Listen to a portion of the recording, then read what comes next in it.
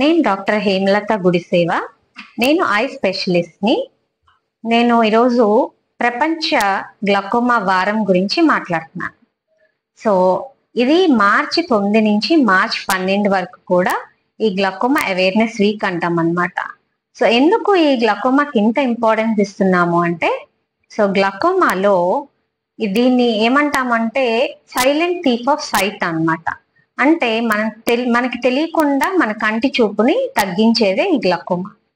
So అందుకని ప్రతి ఒక్కళ్ళు కూడా అట్ ద ఏజ్ ఆఫ్ 40 తర్వాత కంపల్సరీ కంటి పరీక్ష అనేది చేయించుకోవాలి. సో ఇది మనకి ఒంట్లో మన శరీరంలో బ్లడ్ ప్రెషర్ ఎలా అయితే ఉంటుందో అలాగే మన కంట్లో కూడా నార్మల్ ప్రెషర్ అనేది ఉంటుంది.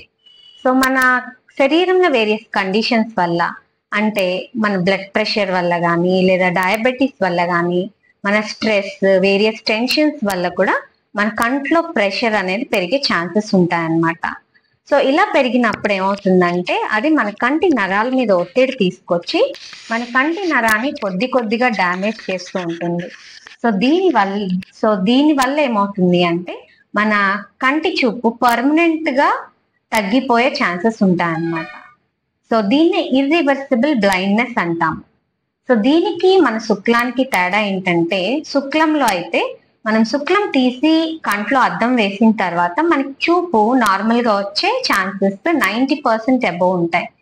కానీ గ్లకోమా అని డయాగ్నోస్ చేసిన తర్వాత చూపు ఏదైతే తగ్గిందో ఆ చూపుని మనం తిరిగి తీసుకురాలేము. అందువలన గ్లకోమాకి మనం ఎంత తొందరగా మనం డయాగ్నోస్ చేస్తే మన చూపుని అంత బెటర్ గా మనం కాపాడే ఛాన్సెస్ ఉన్నాయన్నమాట.